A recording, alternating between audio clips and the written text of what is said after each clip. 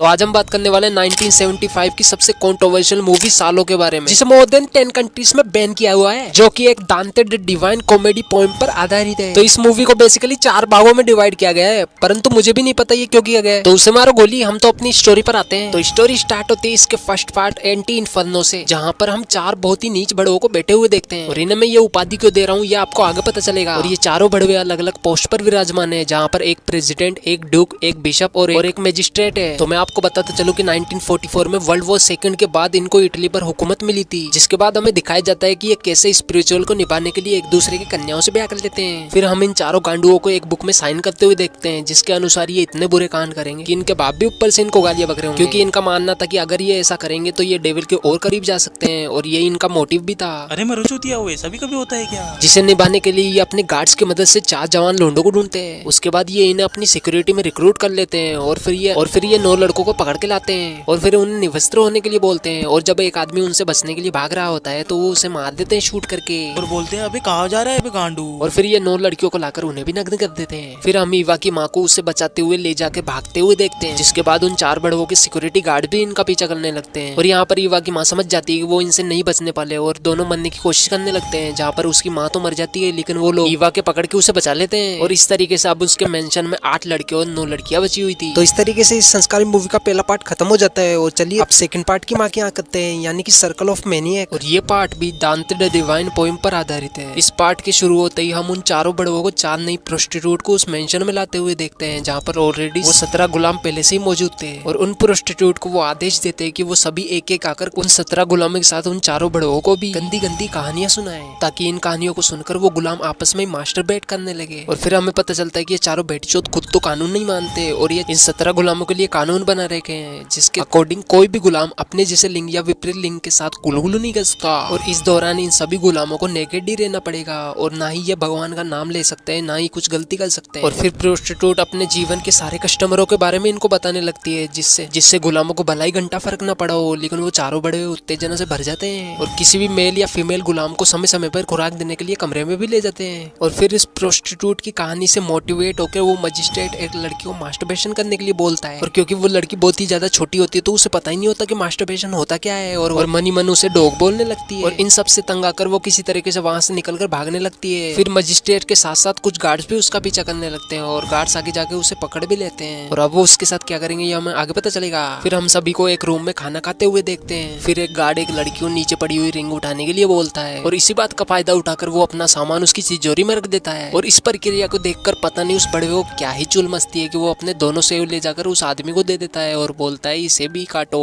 यानी कि समझ रहे हो ना, ये ऐसे वैसे दरिंदे जिनको कोई भी चलेगा, भले वो मेल हो या फीमेल हो। इसके बाद वो चारों प्रोस्टिट्यूट उन चारों बड़वों से कहती है कि इन्हें मास्टरबेट करने की प्रक्रिया हमें सिखानी ही होगी, क्योंकि हम तो पैदाइशी टीचर हैं। और फिर वो एक डमी लेकर आकर फीमेल गुलामों को उनका हिलाने के लिए बोलती है। और फिर हम उसी लड़की को देखते हैं जिसे मजिस्ट्रेट ने मास्टरबेट करने के लिए बोला था, और उसके भाग जाने के बाद गार्ड्स ने उसे पकड़ लिया था।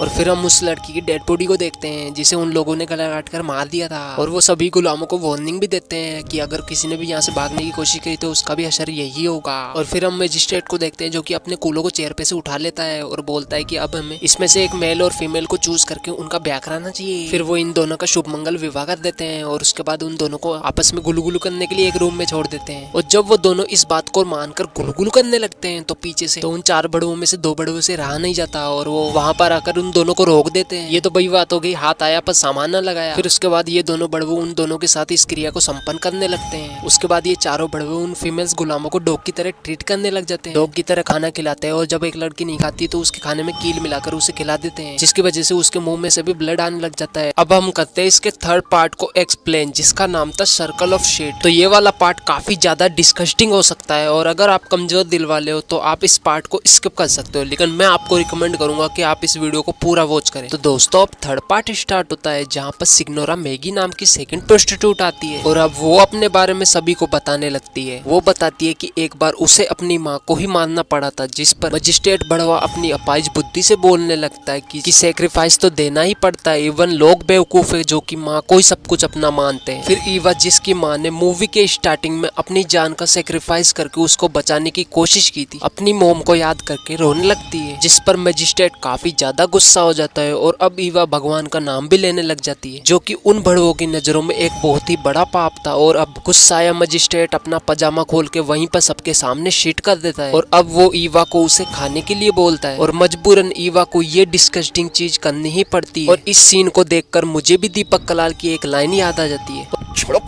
और फिर ये चारों बड़वे रोजाना ही गुलामों को यही चीज खाने को देने लगे और खुद भी खाने लगे। इवन नाश्ते में भी उन्हें यही सब दिया जाने लगा और जो इसे नहीं खाता उसका नाम एक रजिस्टर में लिखा जाता ताकि लास्ट में उसे सबसे दर्दनाक मौत दी जा सके। और यहाँ पर मैं आपको एक्सप्लेन नहीं कर सकता कि ये कितना ज्यादा डिस्गस्टिंग था, जहाँ पर इन चारों बड़वे के दिमाग में भेजा ही नहीं था। और इस तरीके से अब रोजाना ये यही परोसेंगे और इन्हीं को खाएंगे। और इस तरीके से अब ये सेकंड प्रोस्टिट्यूट की बात से इंस्पायर्ड होकर कभी किसी को पेलते या फिर कभी किसी से अपने ऊपर पीस करने के लिए बोलते। और एक रात ये चारों डिक्टेटर अपने सभी गुलामों की बेक देखने लगते, जहाँ पर इनका प्लान ये था कि जिसकी बेक सबसे ज्यादा अट्रैक्टिव हुई उसको ये मार देंगे। जहाँ पर इन्हें एक लड़की की बेक पसंद आ जाती है और ये जब उसको शूट करने के लिए गन चलाते हैं तो उसमें गोलियां ही नहीं होती, जिस पर डिक्टेटर उस गुलाम को बोलता है कि हम तुम्हें इससे भी भयानक मौत देने वाले हैं। इसके बाद वो चारों बड़वे चूतियापंती का प्रदर्शन करते हुए अपने गार्ड्स या फिर गुलामों से मैरिज कर लेते हैं। और फिर एक गुलाम एक डिक्टेटर को बताता है कि इस मेंशन में तुम्हारे रूल्स को तोड़ा जा रहा है, जिस पर वो डिक्टेटर जाके दो लड़कियों को साथ में सोते हुए देख लेता है। और इन बड़वों के रूल्स के अकॉर्डिंग कोई गुलाम साथ में नहीं सो सकते थे, जिस पर वो डिक्टेटर उन पे गन पॉइंट कर देता है, जिस पर वो लड़कियां उन्हें बताती है कि एक गुलाम और भी है जो कि एक नौकरानी के साथ सोता है। और वहां जाकर चारों डिक्टेटर उसे पकड़ लेते हैं। फिर वो चारों शूट करके उस गुलाम को भी मार देते हैं और उस नौकरानी को भी। और अब वो चारों बड़वे बचे हुए सभी गुलामों को एक शिट से भरे हुए टब में बिठा देते हैं। और यहीं पर ये थर्ड पार्ट भी खत्म हो जाता है। अब हम एक्सप्लेन करेंगे इसके फोर्थ पार्ट को, जो कि है सर्कल ऑफ ब्लड, जहां पर हम उन चारों डिक्टेटरों में से एक डिक्टेटर को चेयर पर बैठे हुए देखते हैं और वो अपनी दूरबीन से खिड़की के बाहर बाकी बचे हुए 3 डिक्टेटरों को गुलामों को टॉर्चर करते हुए देखता है। और इन डिक्टेटर्स ने जो 4 गार्ड अपॉइंट किए थे उनमें से 2 गार्ड हमेशा उस चेयर पर बैठे हुए डिक्टेटर को प्रोटेक्ट करने के लिए और बाकी 2 बचे गार्ड उन बाहर वाले तीनों डिक्टेटरों के साथ उन गुलामों को टॉर्चर करेंगे। फिर फर्स्ट डिक्टेटर की बारी खत्म हो जाने के बाद सेकंड डिक्टेटर उस चेयर पर आके बैठता है और बाकी 3 गुलामों को टॉर्चर करने लगते हैं, जहाँ पर वो डिक्टेटर्स मेल के पेनिस को काट देते हैं, फीमेल्स के ब्रेस्ट को काट देते हैं, किसी की आंख निकाल देते हैं और किसी की जबान काट देते हैं। ऐसा करते करते अब लास्ट डिक्टेटर आकर चेयर पर बैठता है और अब वो तीनों डिक्टेटर्स जो कि मैदान में थे एक एक करके सभी गुलामों को मार देते और अपना चूतियापा भरा डांस करने लगते। और फिर हम 2 गार्ड्स जो कि मेंशन के अंदर थे उनको डांस करते हुए देखते हैं और हमारी स्टोरी यहीं पर एंड हो जाती है। आज की इस वीडियो में बस इतना ही दिखा सकता हूँ और इस वक्त अपने लटकते हुए तीसरे पाँव से इस वीडियो को लाइक भी कर दीजिए और मुझे आगे दीजिए, क्योंकि इस स्टोरी को सुनाते सुनाते मैं भी अभिलाने की अवस्था में आ चुका हूँ और इस प्रक्रिया को दोहराने के लिए मुझे बाथरूम में जाना ही पड़ेगा। मेरे को जाना पड़ेगा।